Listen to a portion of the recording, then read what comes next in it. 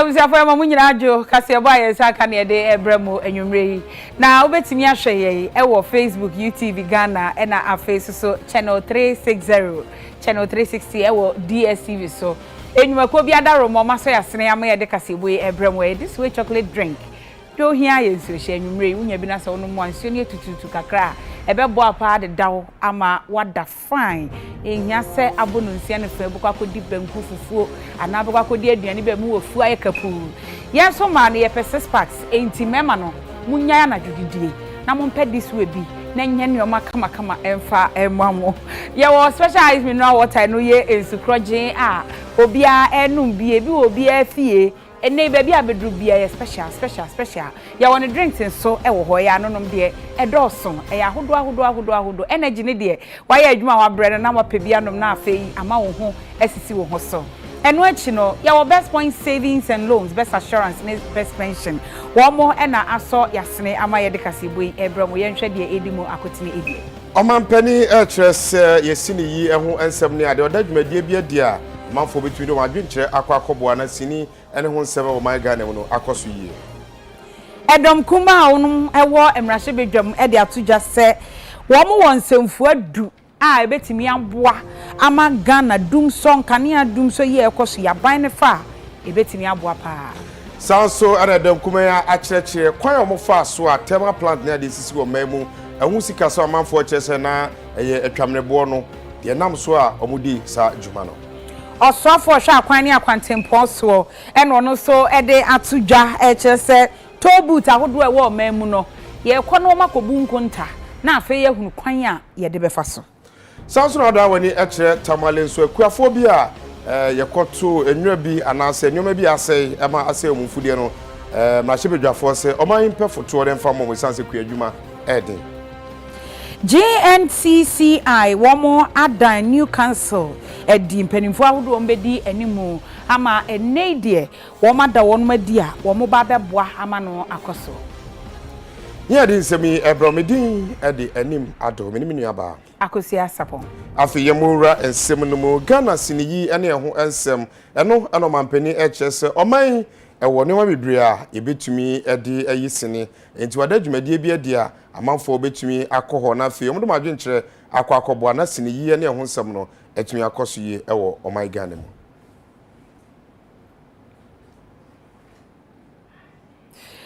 yet wa kasebo no eso a ene minority emrahye bedwafo a wonom ewo emrahye bedwam wo mo ayensentwofo nhyiamu na ensentwofo nhyiamu no ene wo kyerɛ sɛ dum so a ewo omanmu enam so ama empanimfo nya omadwen sɛ wo mbɛka ho asɛm sɛ yedum no ne aso ne sɛ yedum so no mo sɛ enya dum so no wo mo de nsemfu amakomako edu na aba wo mo kyerɛ sɛ so wo mo di so a ebetimi aboa papaapa eno nti emrahye bedwam no bedwakuo a wo mo ehwɛ enkanea ana energy nsɛm so a onimonyafo John Ginapo emrahye bedwani owo yape kusogu ono ena ekasama wo mo no ena wode nsemfu adu wo kyerɛkyerɛmu nneɔma betimi aya afa ho eno achikra no o mo kyerɛ sɛ afi etwa mu no wo mo ekɔkɔgye sika bondu bi bɛsɛ dollar no opepepe baako eno sei no wo mo betimi de aboa ama energy sector no ohawa hodo wo sikasɛm ho no wo mo betimi de ayi afiri ho na sei dumso afi ahyase neti no asɛ ejinsemu babi aduru no egu nkrofo nyuma ɛsɛ nkrofo niema na ne ha yakura ne sɛ aban panyifo ɛhye yɛbɔ sɛ ɛbɛyɛ no afekura na ejinsemu a ɛsɛ kura sɛ mobɛkae a great konkoa ama yɛ reasons be insia na nsenkura de omo se enua bi ebubuto enkanea no so yesu nim se great code anka brano no omo dodo eya nyina monkanea yase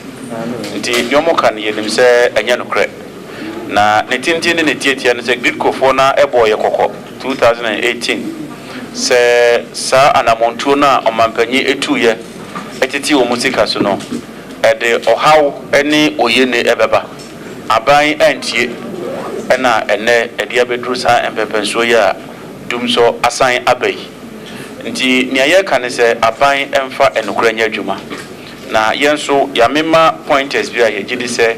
aban de adwuma ebeboa a yɛfrɛ no a 10-pointer a aban and consider ne titru ne politics a yɛde hyɛ anyinamonkanea no adwuma yɛnim ɛsɛ aban ɛntwe ne ho mfirim na ɔma ɔmo nim adwuma no yɛ ɔmo mo nimdeɛ na ɔmo nyɛ saa adwuma no yɛso yɛnim sɛ aban yi baayɛ ɔmo nyɛ sika bebree in fact yɛakɔbɔ bosia koraa 1 billion sɛ yɛde bɛhyɛ anyinamonkanea adwuma yi sika no ada hɔ bɛɛ afini a yɛtua ho nsi ho nso aban ɛmfa saa sika no ɛndi saa adwuma no nti yɛsɛ aban nyere no ho na ɔmfa saa sika no ɛndi dwuma no ɛna neɛ saa ɛtɔ so biom ne sɛ ɛyɛ sɛ neɛ yɛfrɛ no auditing na kyerɛ sɛ ɔmo sika sɛm ne ho nkeka ho no yɛhwɛ na yɛka na sɛ biribi ɛtɔ kyima wɔ baabi a yɛtumi ahwɛ na yɛayɛ because yɛnyɛ time sɛ tama anyinamonkanea ne yɛnya problem no yɛde nokorɛ die ɛka kyerɛ Ghanafoɔ agye to mu sɛ problem wɔ hɔ ama yɛtu anammɔn ɛde solve saa problem no ɛna me yɛde Ameri ɛne car power ɛne AXA ne saa mfidie ne baayɛ ɛno ka ho so na yɛsi ɛyɛ atoabo gas processing plant ɛno ka ho ne yɛde Millennium Challenge Corporation for sika twitwiri die bɛ 500 million ɛbɛhyɛ mu a yɛde PDS baayɛ a ban yi bɛso mu yɛ no basa ama ɛno nti kura no yɛahwere over $190 million nti saa mpɛmpɛ so a yɛwɔ deɛ yɛbɔ aban kɔkɔ sɛ ɔmde no kura bɛyɛ adwuma na yɛn minority ne deɛ yɛbɛkɔ so ayɛ adwuma no yɛbɛkɔ so atu abanfo yɛhu sɛ bibi ɛtɔ kyima a yɛbɛka na sɛ yɛwɔ foto bi so a yɛde bɛma nti Ghanafoɔ nyinaa yɛda mase yɛhu sɛ mo mfidie no sɛ yɛa na ɛsɛe ɛnɛ wɔ mu a nafoe wɔ mu a na adum kɛtɛrɛ bi a da baako nkanea ne timi dum bɛɛ 6 times ama akrɔfoɔ fridges ɔmo TV ɛne nneɛma ɛsɛsɛe na ɛyɛsi nyinaa no yɛyere yɛn ho na yɛsɔre waka na yɛtimi ɛsɔ saa problem yɛ wɔ hɔ ya no wɔ saa ensɛm yi ho yɛne ɔpanyin kɛseɛ baako ebedi nkɔmmɔ afa ho sɛ ensɛm no sɛ de asi aba no sɛ ɛna osi ehu no wɔn de wɔn yɛ expect ɛwɔ energy nsɛnsɛm nkanea ɛne sɛ ɛba saa energy sector na wɔn de pɛɛde ehunufoɔ eti da bia no wɔn yɛ research ahodoɔ eti yɛn kɔ Institute for Energy Policy and Research ɛyɛ owura Kojo Nsafoa Poku wɔno ɛna ɔyɛ executive director ɛwɔ hɔ yɛne no ni nkɔmmɔ papa wadaroma wote me nka majoe me so ni people me dey be guy bɔkɔ nyame adom ene mpaebɔ experience nso eka ho sɛ wo so wo ho ye de yɛda nyame ase wadaroma ensɛm yi a aba bɛda dwa yi ɔmo kyerɛ nsɛmfo adu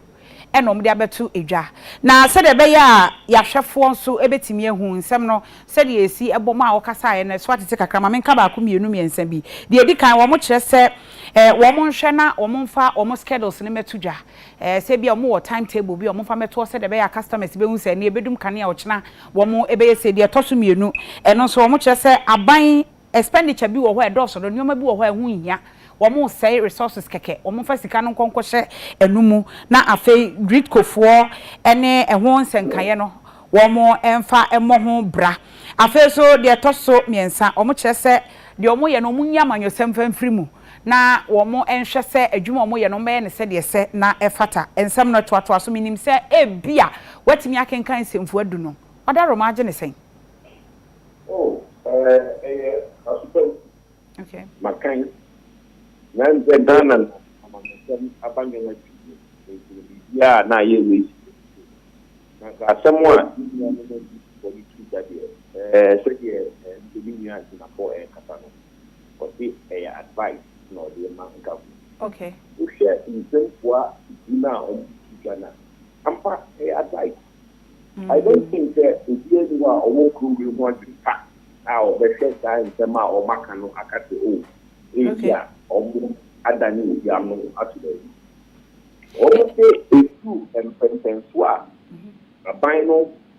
ebe tumi the timetable aba over timetable na no bia e won hare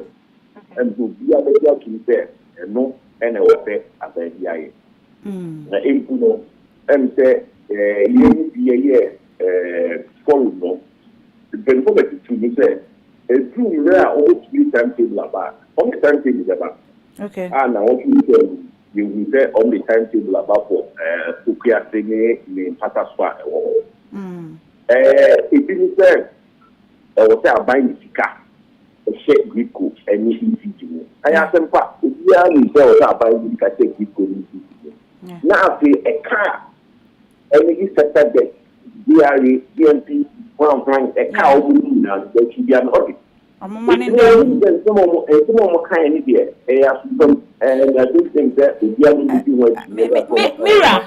Mira, Wadaroma, me Chawano, ain't said you see Canono, said you can wash him any point to point or Macani, and I just say, Sansa me or Mokan, and I no crowd who, and I. And the all kinds of you. Okay. I send you prayer, and now we go via a site, and you're 2 different things. Okay. Oma system na oma ka ye system you know we idea you and ye bo abai so enye sa no mo omo fi omo e de afutu e ma abai se abai entwe nyoma na omo ya tuga na abai enfanka amandu no una mi ka e no die e ya super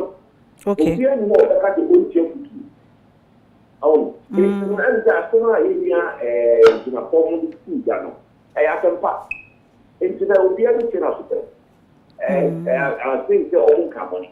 Okay. But all kinds of a pack. Let the baby and I go back be to me and on operation and on more cat to be on transference to get an income. And you must say, and only you there, and buying a candy or your one. And you will know we okay. Now we have a canal. Enti the anti Mirans of Opokume can say, and say, one say, Ghana has say no, and you may be one say, ye becan. To say, and can you medundum fiti as say, ban, or can once a man.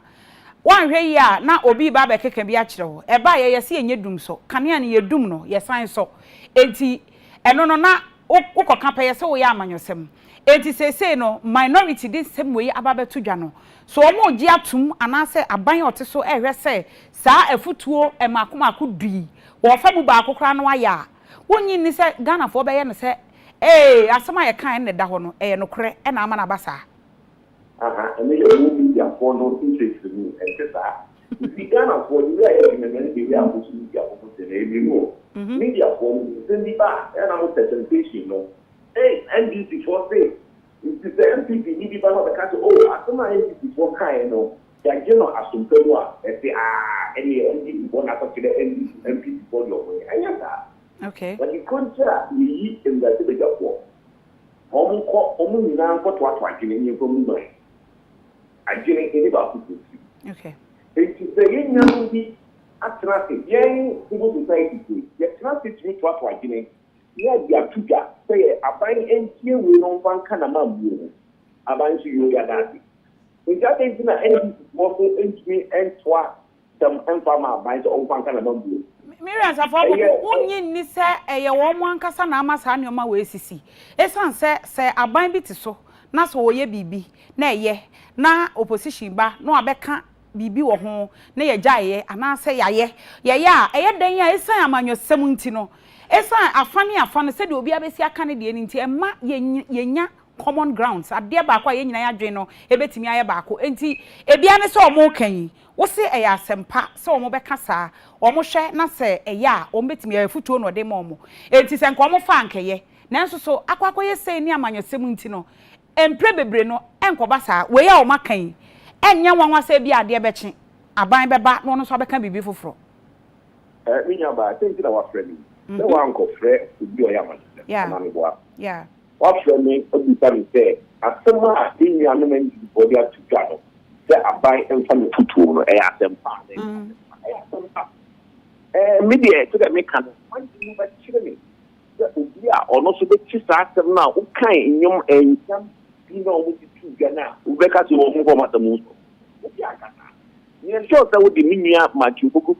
na potu line ya beka say ya ga mo mo kan ya go buku after na kametmo mo nke mo kan because after mo kan ya ni hu amanyo so ni okay potu Media mama oh the at times no I think say about no now if you are waiting how waiting so we know can Ghana for to say the no into the photocast and the saying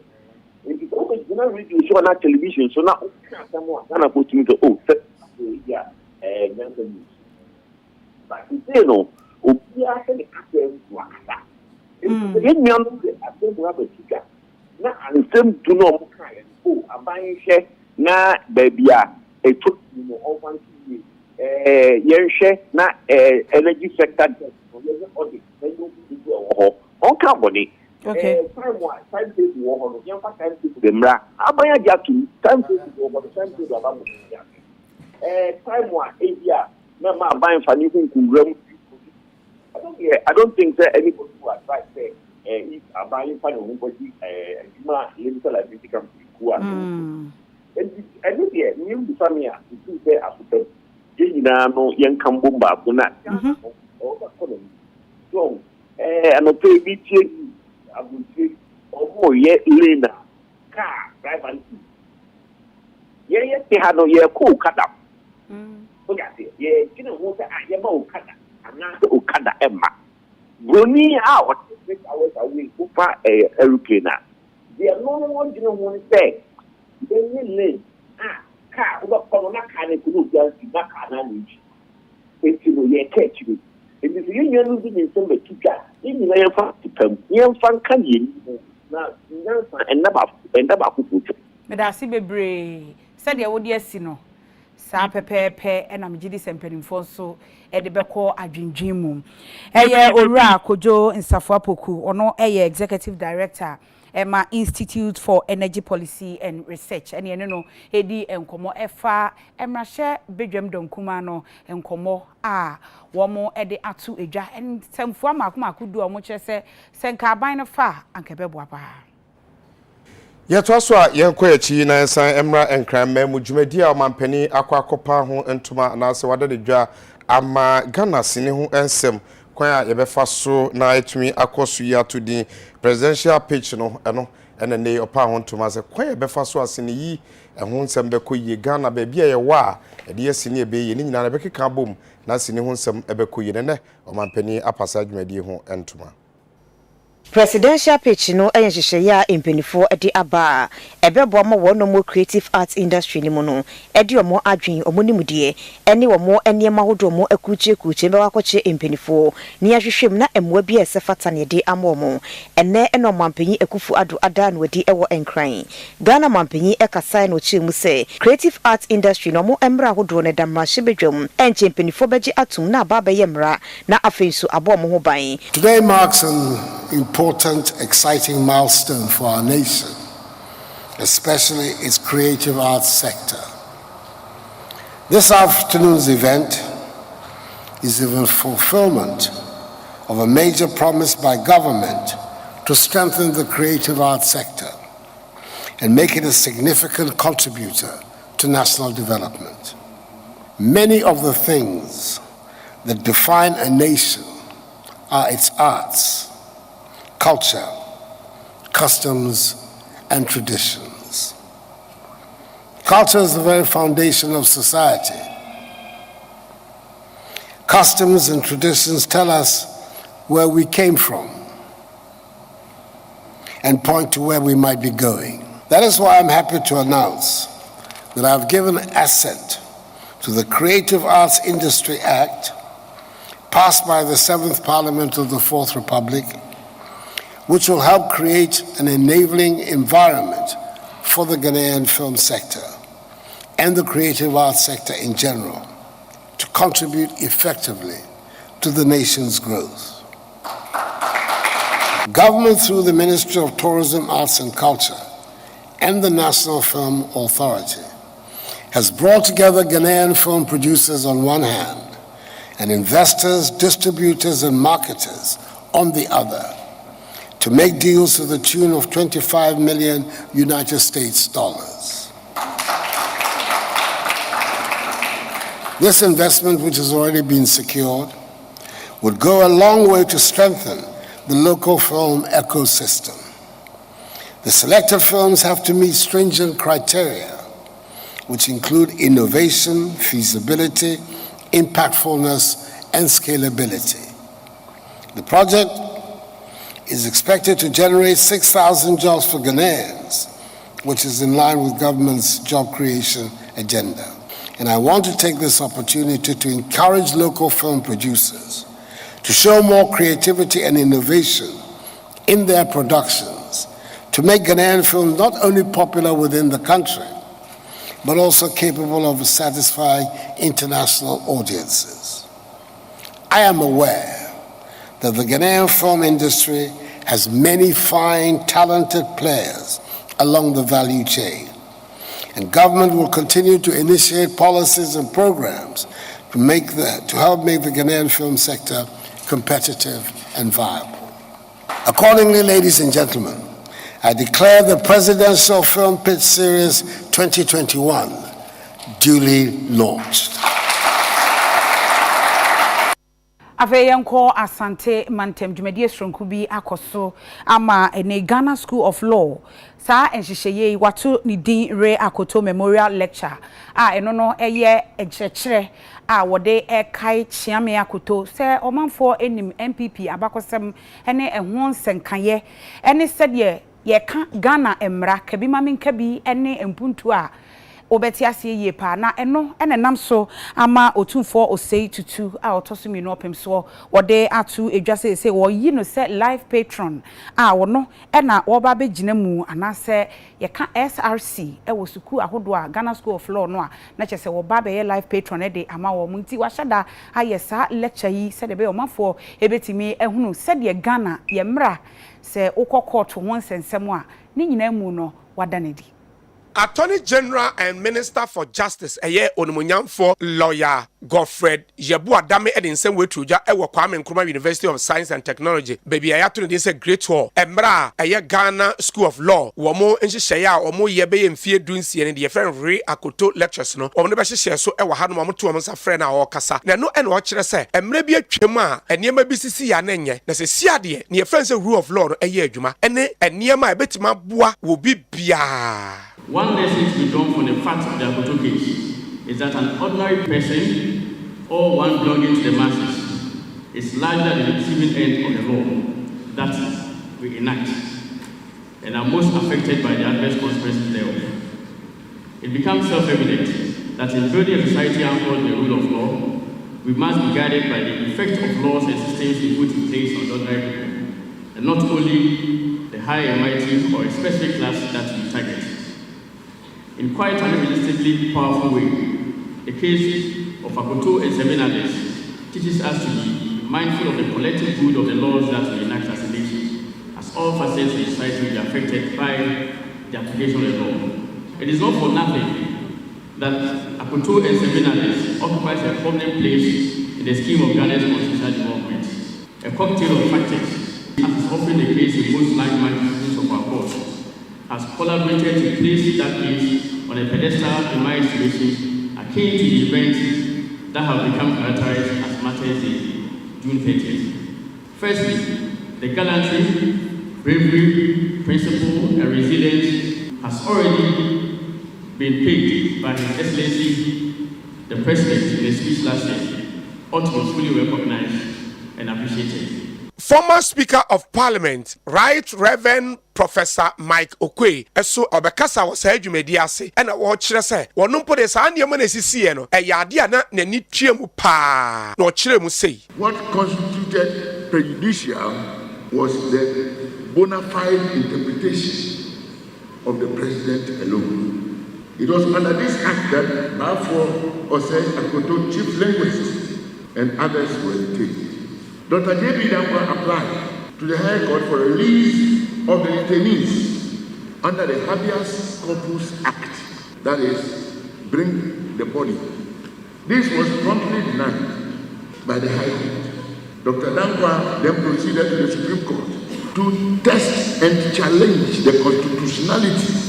of the PDA itself. He argued, among other things, that the Supreme Court was bound to inquire into the veracity of the alleged grounds in the detention order by virtue of the Habeas Corpus Act 1816. Ne krakra sa adwumadie kasie na was a Chief Justice of the Republic of Ghana, His Lordship Justice Anim Yabua ebepia se nanso bibinti wantimi ama ema eye appeal court judge say Dennis Ejay ene begina na nemu emra wakasa ene ono so ekire nsemu sei. Therefore Osei Akoto is being celebrated today, and this is the 16th occasion. He was a chief who reigned for decades, and he was a statesman. And he fought against oppression and tyranny. Therefore, Osei Akoto, a senior linguist to Asante, could have withdrawn from all other activities and concentrated on his chiefly activities. But he saw the need to fight for the vulnerable. Therefore, Osei Akoto is celebrated as a statesman by the fact that he exhibited great wisdom and objectivity in dealing with important public issues. He spoke against violations of fundamental human rights and freedoms, and at the same time sought to promote principles of rule of law.